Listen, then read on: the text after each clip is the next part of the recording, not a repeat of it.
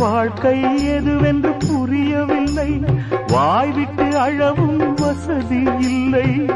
வெந்த புண்ணில் அல்லவோ வேலும் பாய்ந்தது, விதியால் வந்ததா இல்லை, சதியால் வந்ததே தொல்லை. விதியால் வந்ததா இல்லை, சதியால் வந்ததே தொல்லை. வானத்தை பார்த்தேன், பூமியை பார்த்தேன், மனுஷனை இன்னும் பார்க்கலையே. நான் பிறந்தது அழுதிடத்தானா, ஏ விதியே சரிதானா?